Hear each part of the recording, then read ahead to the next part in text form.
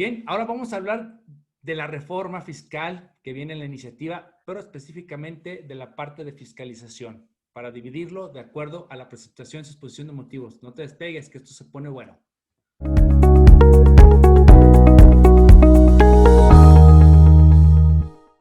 ¿Qué tal? Soy Adrián Paredes, presidente de la revista Consejero Empresarial. Hoy acompañado de un maestro y mi hermano, principalmente el maestro Víctor Gumaro Correa Ortega, para esta plática que es la iniciativa. Sabemos que viene el Parlamento abierto, va a haber discusión de académicos, esperamos que sean escuchados, pero primero, antes de continuar, le damos la bienvenida para empezar con el tema que él lo va a llevar y yo voy a estarlo acompañando en este tema. Bienvenido, Víctor, qué gusto tenerte nuevamente, ya habíamos dejado un ratito.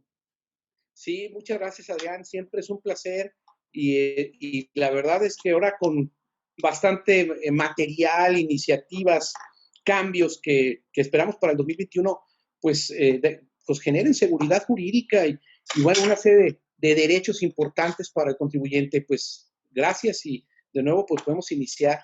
Sí, porque ahora sí se va a poner buenas estas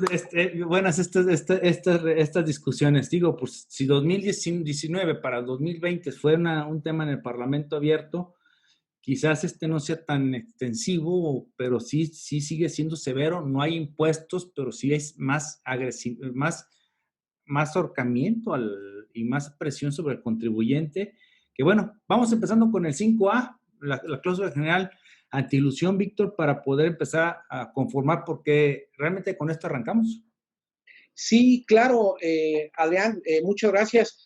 Pues me gustaría nada más comentar, son 7 los ejes centrales de la reforma.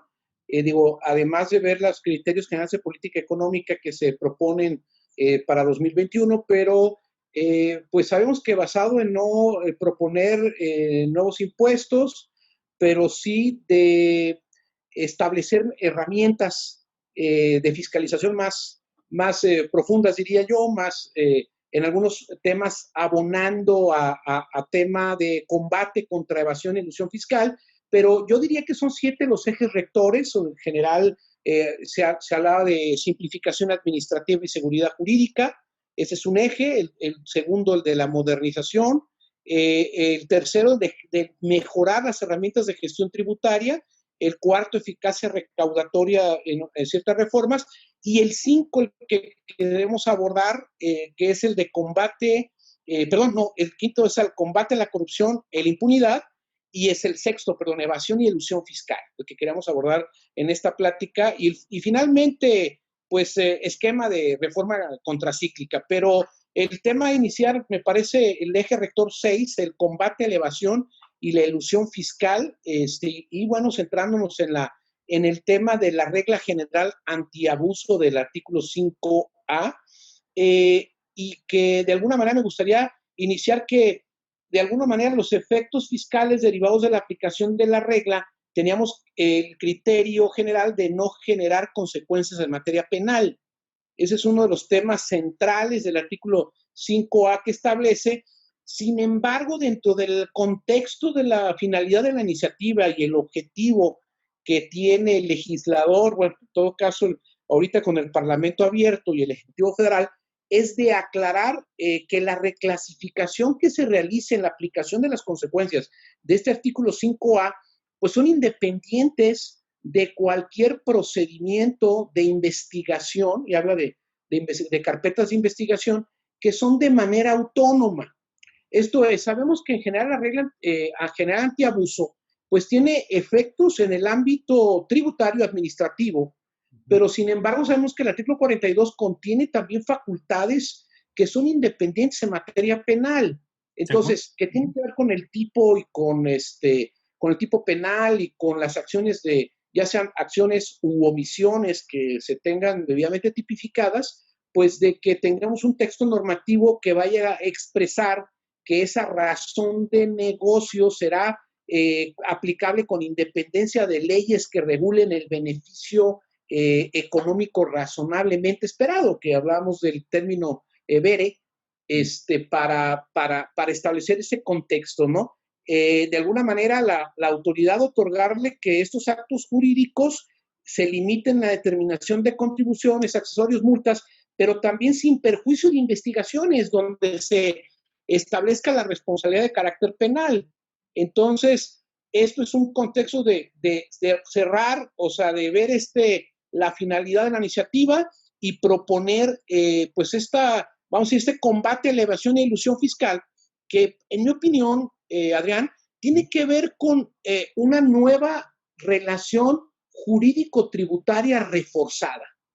Esto, es decir, ahora cobra más importancia temas del tax compliance, de que la autoridad fiscal en esta relación puede establecer con qué contribuyente está suspendiendo la relación, está reforzando o está eliminando a ciertos contribuyentes. Vamos a ver esa regla cómo a partir de este nuevo dinamismo jurídico-tributario actual, pues vamos a tener que la relación jurídico-tributaria avanza hacia estar mayormente reforzada y a que ahora evidentemente va a venir el tema de, en principio de buena fe por parte del contribuyente, la autoridad se refuerza en herramientas para decir con qué contribuyente inclusive ya no va a establecer una relación jurídico-tributaria pues abierta, ordinaria, sino que pues va a empezar a cerrar las puertas, ¿no? Esa es mi opinión, ¿cómo ves? Fíjate que yo ahí... De el artículo 5A. Sí, yo fíjate que ahí, Víctor, platicamos previo a la entrevista, pues veo un poco ocioso resaltar que pues será ajeno a conducta penal.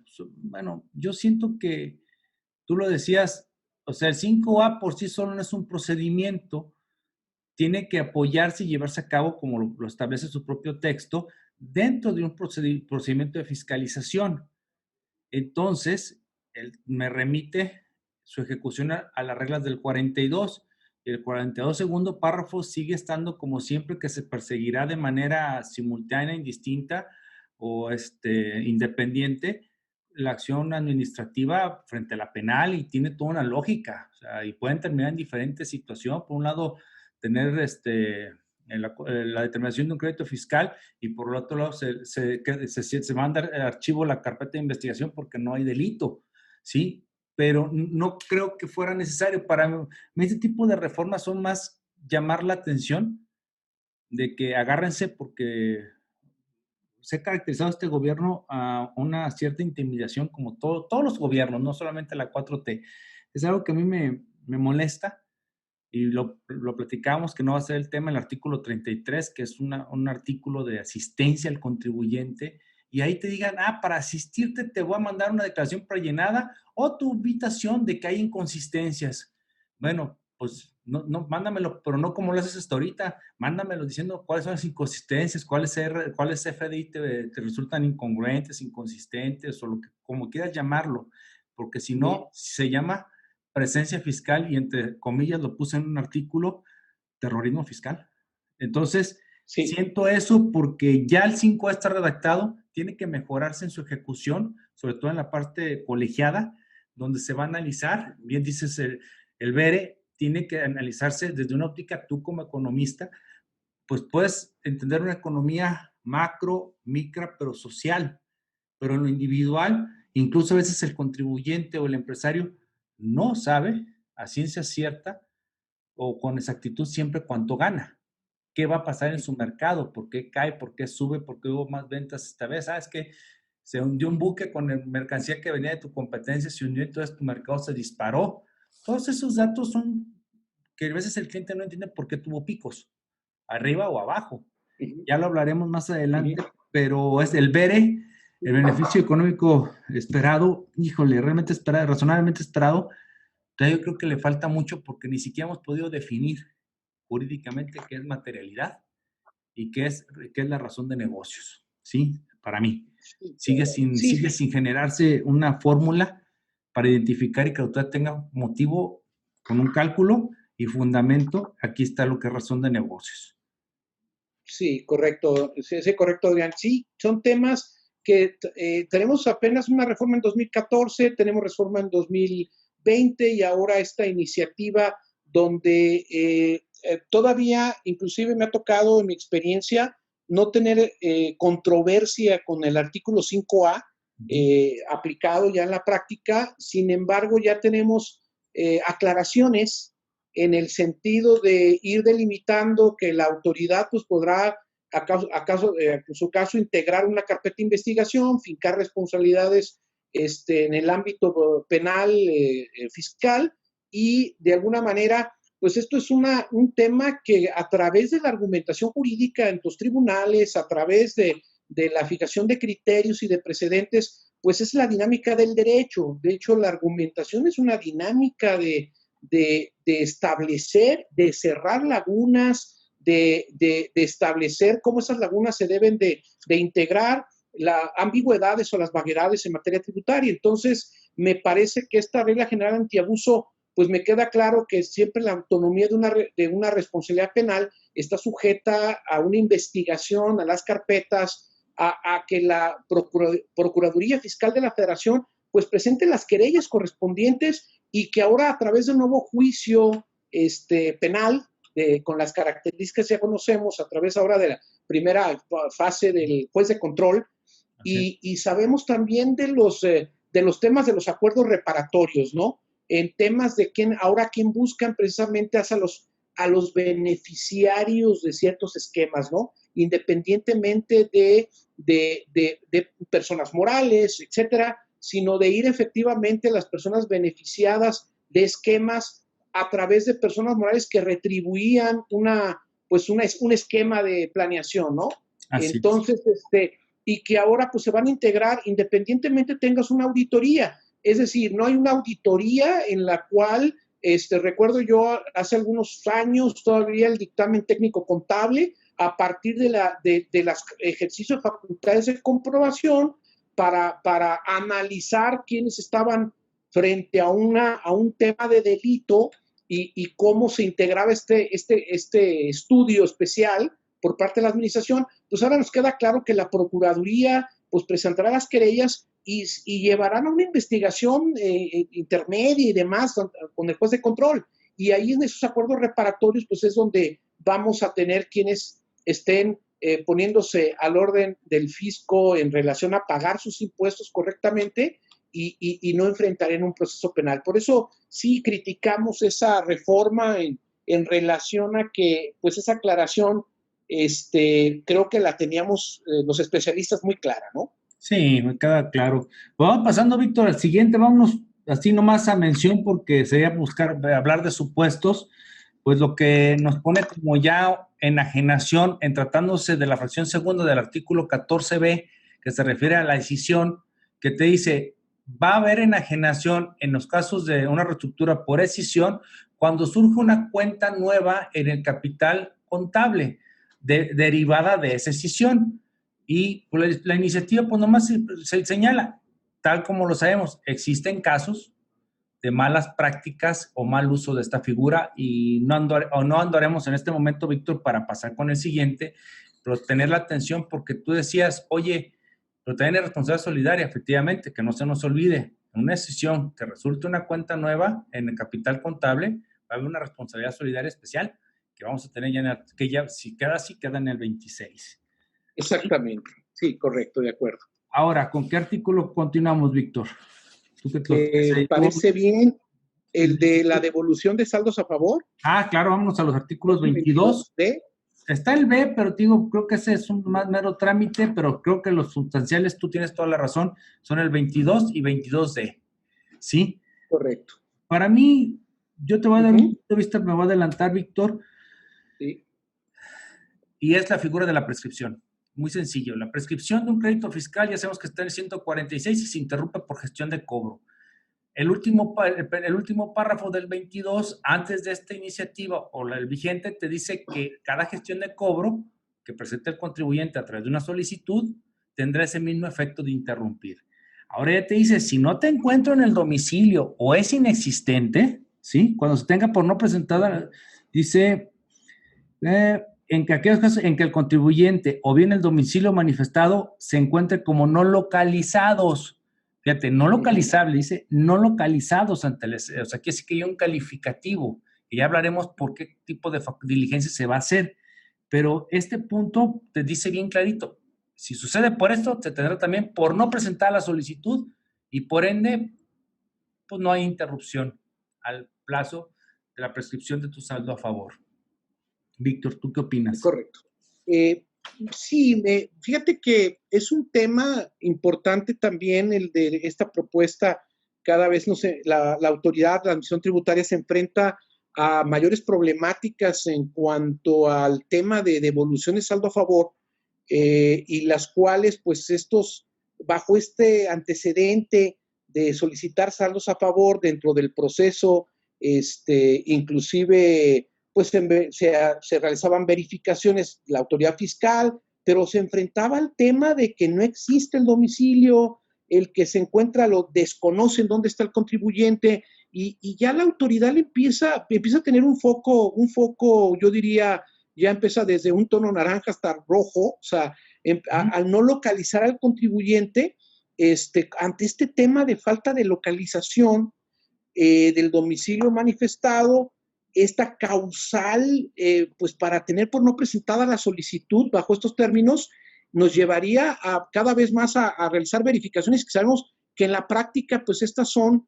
temas que ya la autoridad lo estaba estimando. En todos los casos tenemos que estar pidiendo, yendo ante la administración para solicitar que nos verificaran de nueva cuenta el domicilio, ¿no? Por alguna incorrección y demás, y para poder acreditar, estoy aquí localizado.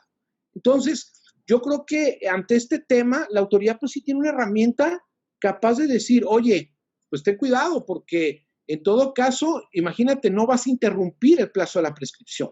Las solicitudes que no tengan un sustento de un contribuyente que sea existente, localizado, o contribuyentes, yo me acuerdo, hace muchos años me tocaba conocer, en los años 90 todavía, empresas que de la noche a la mañana desaparecían, Adrián. Constructoras completas que iban a requerir algún documento, a verificarlos, y al día siguiente ya no estaban, o sea, optaban por la desaparición.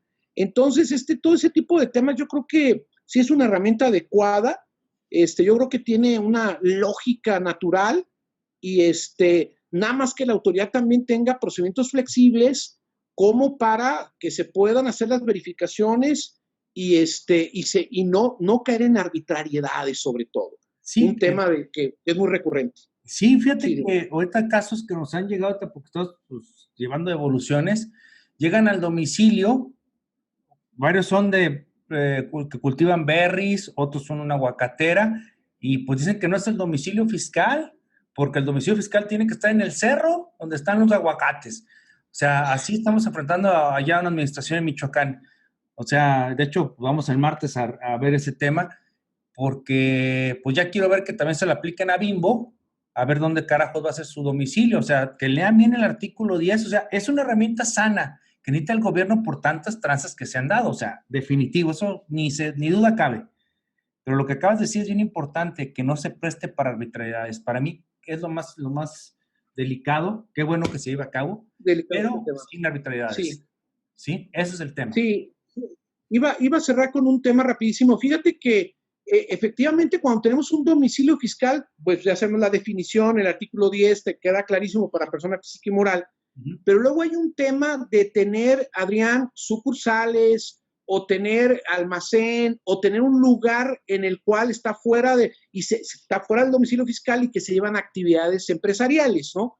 Y en ese caso, el Código Fiscal te establece, tanto en el artículo 27 como del Código Fiscal, como en el 29, por ahí, desde el artículo 27, 28, 29 del reglamento del Código Fiscal, en relación a la presentación de avisos de apertura de sucursal, de apertura del lugar donde debas de destinar alguna actividad, y de ahí, pues evidentemente quedaría muy claro ante una autoridad que tuvieras el domicilio fiscal manifestado y evidentemente un lugar donde llevas a cabo la actividad, para que no lleguemos a esa conclusión de que la autoridad pueda decir, oye, ves que aquí no tienes la actividad de la construcción, o no tienes la actividad de los berries, o no llevas aquí no estoy viendo esa actividad. Tengo los avisos correspondientes ante el RFC. En ambos casos, me aviso de apertura de sucursal, de establecimiento, de taller, de almacén, etcétera, pero aquí es el domicilio fiscal donde únicamente está la sede de dirección efectiva. de una persona moral. Diste en el grano. Esto se llama cumplir. Y eso es a lo que nosotros vamos el siguiente martes a Michoacán, a decirle, los predios están como sucursales, determinados donde está todos los aguacates o los berries, sí, los berries que están fraccionados, están dados de alta, y el domicilio fiscal, bien lo dice, la fracción segunda del artículo, de la fracción primera del artículo 10, que te dice personas morales, donde está la sede de su administración. Pero cuando nomás tienes se lo manifestó el domicilio fiscal y no manifiestas la sucursal o el establecimiento donde se ejecuta, como bien dices, o se almacena se ejecuta la actividad o se almacena la mercancía, bueno, pues sí, también como que dejas muy abierto. Pero si tú le cierras cumpliendo que cada domicilio que tenga que ver con tu actividad lo refieres en el RFC, ¿para dónde se hace la autoridad? Ahí claro. Es culpa de uno si no lo hace. Eso para mí me encantó porque así tiene que ser. Hay que prestar mucha atención en eso. Bien, 22D, ahora sí, facultades de comprobación de la autoridad al momento de pedir devoluciones, Víctor.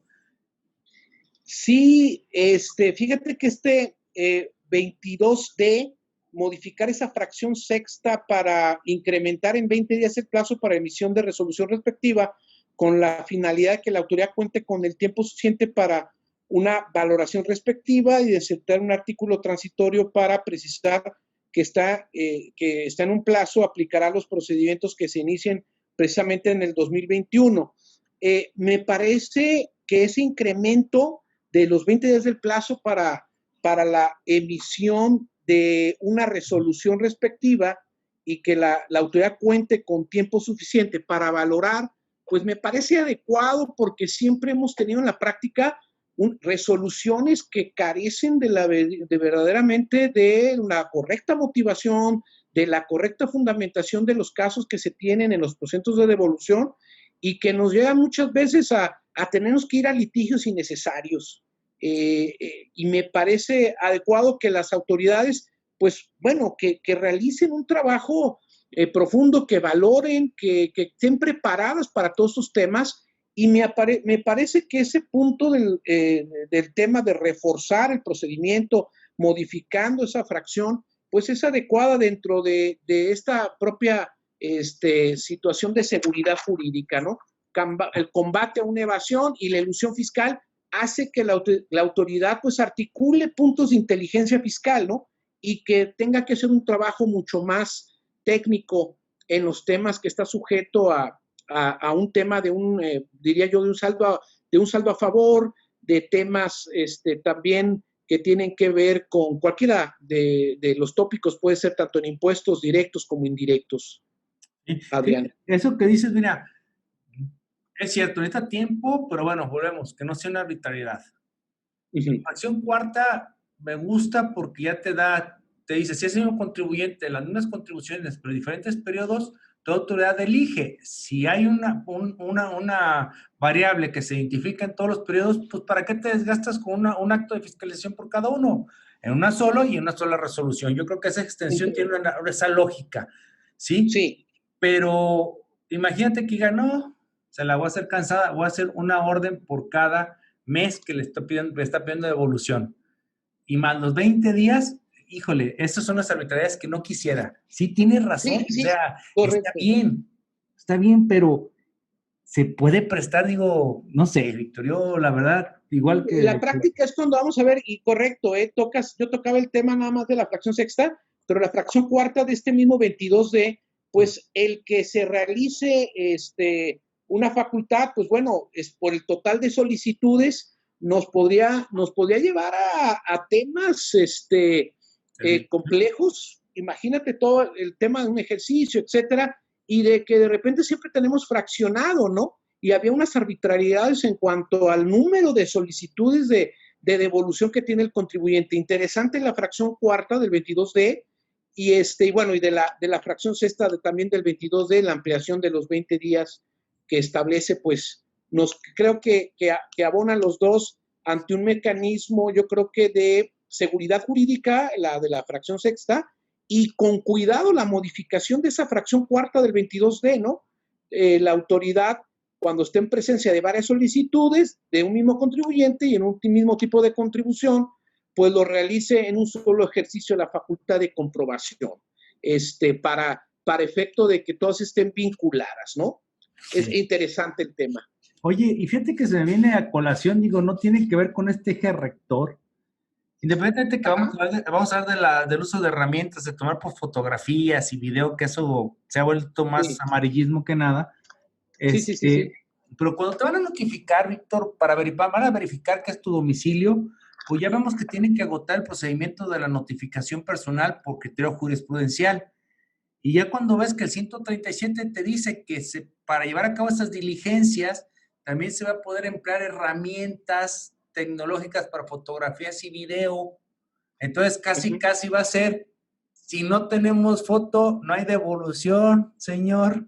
O sea, eso es lo que me preocupa si empiezas a armar el procedimiento desde la propia notificación. Es que la modificación 137 para mí es muy, muy justificable para muchas arbitrariedades. Mira, aquí está la foto, ahí dice, estar satelitalmente posicionado, te dice la hora y lugar, no estuviste y te calificamos como no localizado, pues lo siento, mi amigo. O sea, el 137, que es algo que creo que lo veo muy suavecito, pero como lo dejaron, híjole, me da miedo. Pero vámonos al 30, Víctor. Sí. Perdón, ya te tengo el tango, pero es que contigo tengo que traer. No te preocupes. Tengo que abusar de ti, hermano. Sí, no, muy bien. El tema de la contabilidad, ¿no? El tema del 30, fíjate que evidentemente siempre, yo diría que el tema BEPS, pues bueno, está también en la acción 14, pues el tema comprometido a garantizar la implementación de procesos administrativos que sean oportunos, que tengan una correcta aplicación y sobre todo de la aplicación de los nuevos esquemas de economía digital en estos temas, ¿no? Entonces, la propuesta de incorporar supuestos de excepción de conservación de la contabilidad en el término de 5 años, que ese es un supuesto de excepción. Luego de repente encontramos la excepción de la excepción, ¿no? Cierto. Toda aquella información y documentación necesaria para implementar, sobre todo, acuerdos, procedimientos, resolución inclusive de controversias en tratados, etcétera, pues muchas veces tenemos una temática complicada y me ha tocado a mí en la práctica que pues siempre teníamos el tema de ese límite de 5 años, con excepción que ya venían las reformas hace años del tema de las pérdidas fiscales, cuando tenía que verse el origen y procedencia de la pérdida, cuando ya te permitían en un ejercicio actual de comprobación ir al ejercicio donde se originaba la pérdida y esto te llevaba posiblemente hasta 15 años. Entonces se ampliaba el tema porque te decía todavía, pues además de llevar los efectos de disminución de la pérdida durante 10 años, pues a partir del último efecto, pues serán los 5 años en los cuales te podré requerir la contabilidad o la documentación que debas de conservar en este término, ¿no?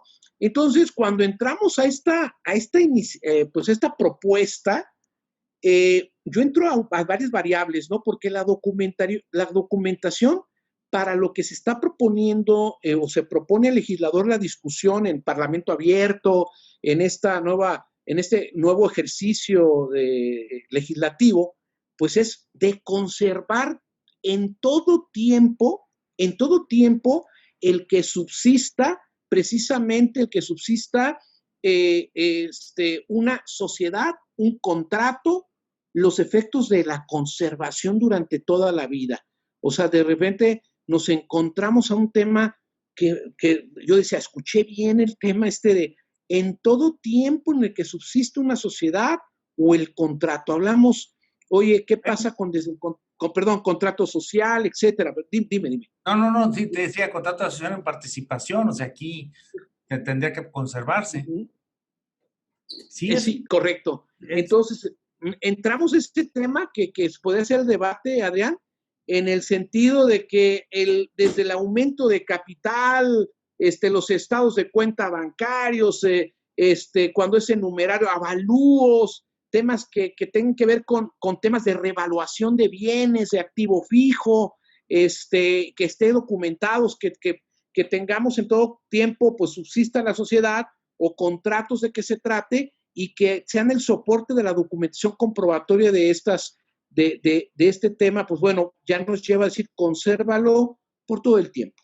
Entonces, esto nos hace yo tomar, decir, oye, ¿qué pasa? Aumentos de capitalización, dividendos, actas de asamblea y registros contables que tengan que haber, o capitalización de pasivos. Ya nos habíamos encontrado temas donde evidentemente, oye, pues ya estás superando tú los 5 años.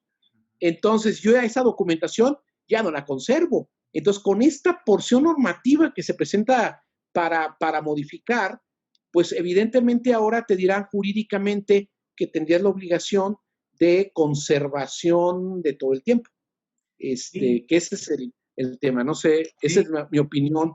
No, sí, y pues hay que agregar que también que pues se busca dejar evidencia de que se va a cabo la operación porque también te establece que también los estados de cuenta bancarios vas a tenerlos que conservar cuando se refiere a estas operaciones de movimientos de capital.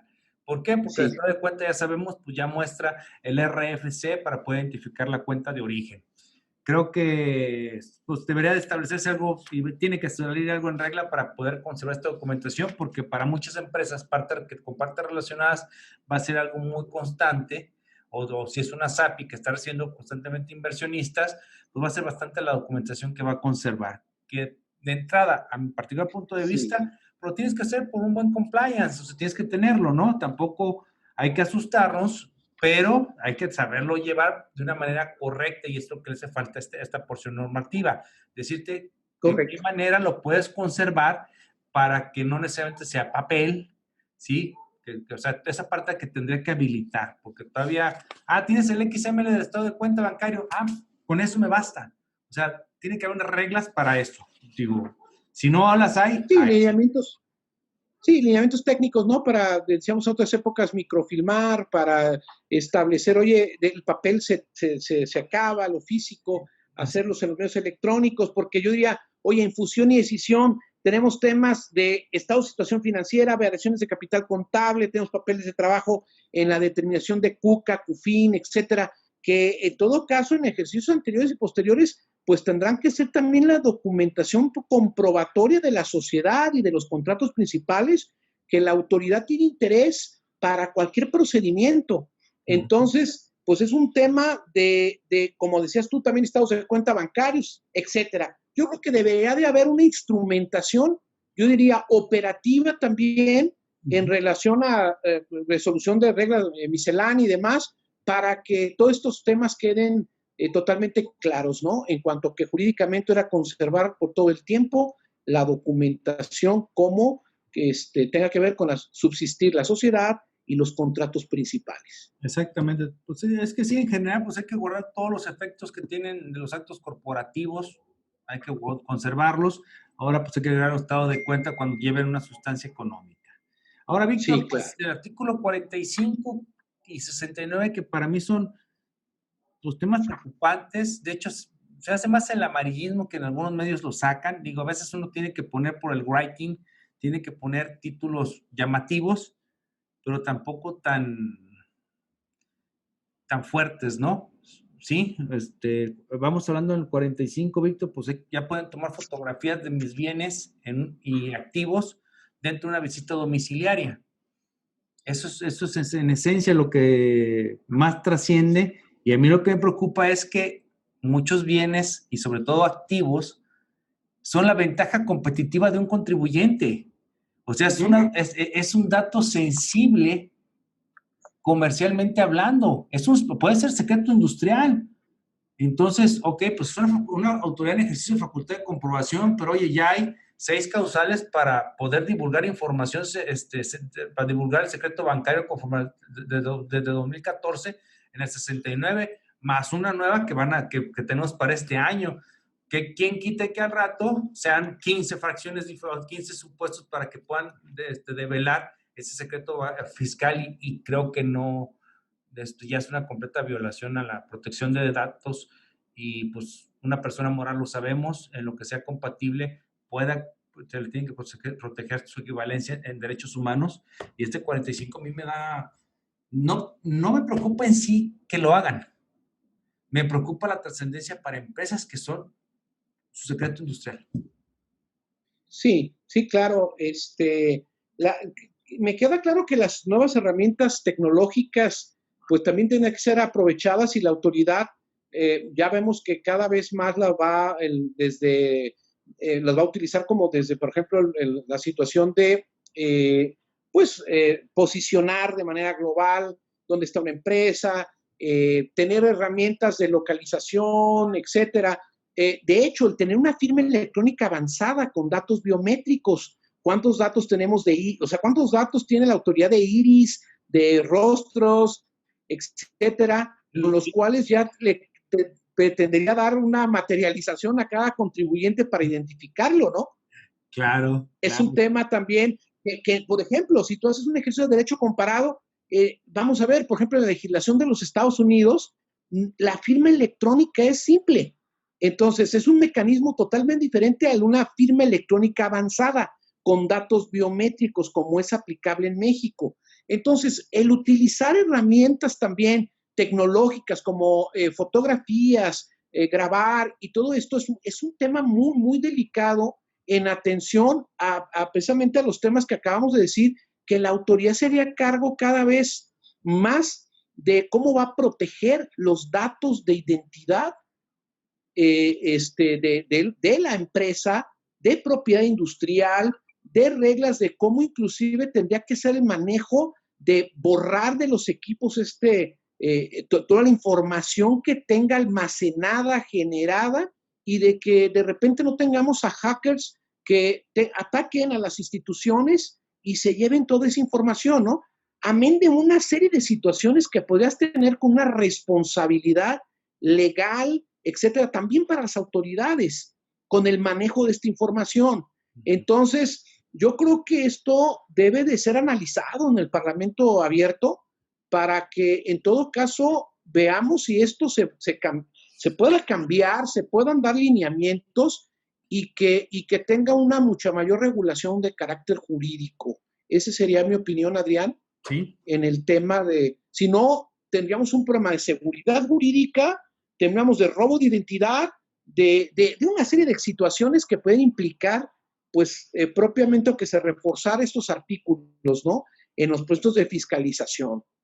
Sí, es un tema que, pues, en un ánimo de ponderación, decir, bueno, está el interés público de recaudación, de tener la certeza, y por otro lado tengo que poner el derecho humano a la protección de mis datos personales. No puede pasar, sí, es privilegiada, pero está condicionada a que establezca mecanismos de defensa y protección. Y eso es con el puro 69 que dicen, mira, cada funcionario que trabaja con nosotros y sus auxiliares, mira, se persignan y besan la mano del superior jerárquico para decir, no vamos a decir nada, mira, hasta la crucecita besamos, pero el 69 dice, va a ser información en reserva. Dices, ay, pero ¿cómo? O sea, ¿cómo? Si nosotros incumplimos, si no te aplicamos algo, por ejemplo, todo lo que viene en la ISO 37001, que nos dedicamos a almacenamiento de datos, dices, tengo sanciones muy fuertes como despacho, las tengo, ¿sí? Y yo lo digo abiertamente porque tengo carencias, estoy tratando de mejorar, Víctor, pero el SAT no anuncia nada, la ley no le da la certificación. Entonces, ahí hay que pedirle materialidad a la autoridad que demuestre cómo lo está protegiendo. Ahora se la devolvemos. Claro, exactamente. Yo creo que sería una medida equivalente, ¿no? Exactamente. Y Ese es el tema. ¿Con cuál seguimos, Víctor?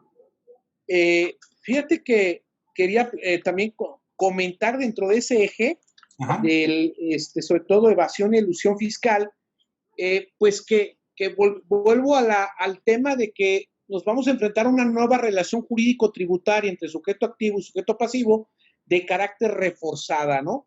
Cada vez estamos viendo más límites al tema primero del principio de buena fe, por ejemplo, que se está combinando a decirte, ahora quiero que entremos a una situación de autorregulación de la empresa.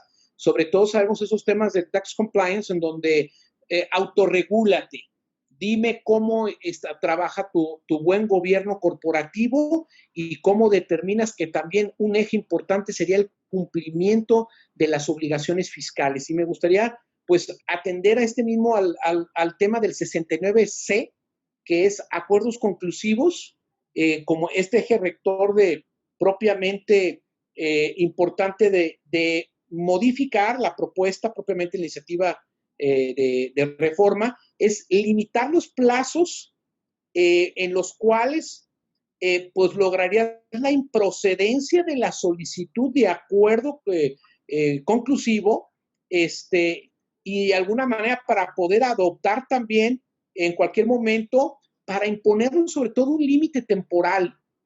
Se establece, oye, ya no vas a llegar corriendo un día antes de que te dejen citatorio para la resolución definitiva que diga tu situación fiscal.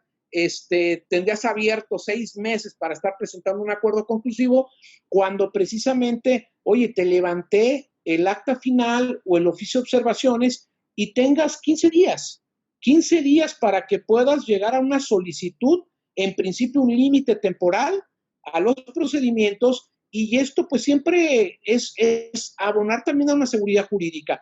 Digo, yo establecería, ¿cuál es la lógica nada más de establecer 15 días, ¿no? En esta primera regla. Pero bueno, de algún tema imponiendo plazos, siempre los procedimientos es fijar un plazo, y los plazos verdaderamente le van a dar, abonan a una seguridad jurídica para que el contribuyente tiene 15 días para que pueda llevar la calificación de hechos o omisiones levantados en el acta final a través del mecanismo del acuerdo conclusivo previsto en el propio Código Fiscal de la Federación, y es en primera instancia, ¿no? Ese 69C, primer párrafo, y establecer por ahí en esta reforma no procederían, y entraría algunos supuestos rápidamente, no procedería el acuerdo conclusivo cuando las facultades se traten de comprobación para verificar devoluciones. Por ejemplo, ahorita ese sería un primer tema, facultades de comprobación para verificar devoluciones. El siguiente, facultades de comprobación a través de compulsa, actos derivados de cumplimiento de resoluciones o de sentencia por obvias razones, ya viene de un litigio y ya viene para cumplir y no vas a llegar otra vez a un acuerdo conclusivo, haya transcurrido el plazo de 15 días que está limitando, y tratándose de un EFO presunto o definitivo. ¿Y cuál es la lógica de esto? Bueno, en cuanto a la verificación de devoluciones, pues evidentemente la autoridad dice, estoy en un procedimiento en el cual pues estamos investigando temas con facultades para verificar devoluciones, y nos llevaría a no simplificar ese procedimiento, a dejarlo de manera abierta, estar tratando de llegar a un acuerdo, y por eso quieren limitar esa parte de la improcedencia de facultades en relación a devoluciones a través de compulsas. Pues obviamente una facultad de comprobación a través de una compulsa, pues bueno, ahí creo que novedad pues sería una compulsa a terceros, etcétera. El tema de, bueno, resoluciones o sentencias queda claro, y yo diría, ¿por qué de EFO? Presunto definitivo. Bueno, pues el tema de esto es, dice la propia iniciativa, oye, ¿por qué? Porque se trata de alguien que ya le llevaron un procedimiento, el cual agotó una serie de procedimientos para que iniciara, tuviera un plazo, etcétera, y allá se podía defender en los términos del 69B. Entonces sería como otra vez volver a un tema para abrir un acuerdo conclusivo. Entonces, causales, diríamos, en referencia a ese punto, pues sería incluir esas causales, yo diría, de improcedencia para los casos de la adopción de mecanismos de acuerdo conclusivo. Adrián. A ver, la fracción quinta entonces te está yendo con lo que son los EDOs, entidades que deducen, o con EFOS. ¿A qué acabas de decir, Víctor? Mira, decía yo que tratándose de EFO presunto o definitivo. Que es que me quedé con EDOs. Entonces sí, pues obviamente para EFOS, pues no, pues ya te hiciste y gozaste con los impuestos lo que quisiste, pues ya queda fuera. Fíjate que ese segundo párrafo y sus acciones se me hacen muy adecuadas que se han hecho. Lo que sí platicábamos previamente, los 15 días, pues sí, te da certeza, pero también te daría certeza que te diga antes de que se presente la resolución o un plazo un poco más amplio, ¿sí? Si tienes 6 meses para emitir la resolución, en el caso de gabinete y visitas domiciliarias, bueno, ¿por qué no establecer un plazo que tratados esos 2 meses, ¿sí? Y en el caso de las revisiones electrónicas, pues son 40 días, bueno, pues sí que quedan los 20 días o 15 días, ahí sí no hay, ahí es expedito la verificación. Creo que no podríamos homologar plazos de 3 facultades, que 2 son muy similares en su cómputo y su prolongación, y por otro lado una que es expedita como la revisión electrónica. Ahí mi consideración sería que debería de verse separado, y el segundo párrafo lo mencionaste perfectamente y yo estoy de acuerdo. Tiene que ser así, definitivamente. No es una manera para poderle cerrar las filas al mal uso que se ha dado. Pues bueno, Víctor, pues dijimos que ¿cuántos minutos nos íbamos a aventar, mi hermano? 20. Ajá. No sé cuánto llevamos. Llevamos con 50 minutos, mi hermano. Contigo, por eso me encanta discutir los temas, porque disfruto mucho estas pláticas ahorita contigo, en este caso particular. Hoy, ahorita estamos en Facebook. Vamos a cerrarlo, ya después lo voy a cerrar en video con los equipos de chavos de producción para que quede en el portal y en nuestro canal de YouTube. Y por lo pronto, pues bueno, pues vamos a despedir a la gente de Facebook y a los de IGTV, que son los de Instagram, y pues agradecerles de antemano y sobre todo, en especial, Víctor, tenemos más ejes rectores que tenemos que platicarlos. Contigo sí, hacemos una buena plática. Tengo muchos pendientes. Bueno, Víctor, pues gracias, mi hermano, por esta oportunidad de estar nuevamente contigo y por todo el apoyo públicamente. También me gusta agradecerle a mis amigos que nos han apoyado en todos los proyectos y de verdad agradezco mucho ese apoyo, mi hermano. No, muchas gracias a ti por la invitación y estamos abiertos a ver cualquiera de los otros ejes rectores de cada uno para ir viendo los puntos más adecuados y hacer una reflexión, ¿no? Para que pueda servir para una mejor legislación y bueno, tener una opinión también en estos puntos, ¿verdad? Muchas gracias, Adrián. Bueno, Víctor, pues muchas gracias. Ya voy a hacer el cierre, si me permites, Víctor, por favor. Bien, pues con esto terminamos nuestro programa. Acuérdense, síganos en todas las redes sociales, que ya ahora estamos en TikTok. ¿Qué tema es ese? Platicaré cómo tiktokear como abogado, ser tiktokero, y en Spotify, escúchenos, en iTunes, en todos los podcasts, estamos en la mayoría. Síganos como consejero empresarial. Esta plática, una vez que termine en vivo, se hace todo el proceso para que quede el empaquetado, para que lo puedan escuchar. Y bueno, pues la amenaza de siempre, síganos en redes sociales, porque si no, vamos por ustedes. Nos vemos en la próxima. Chao.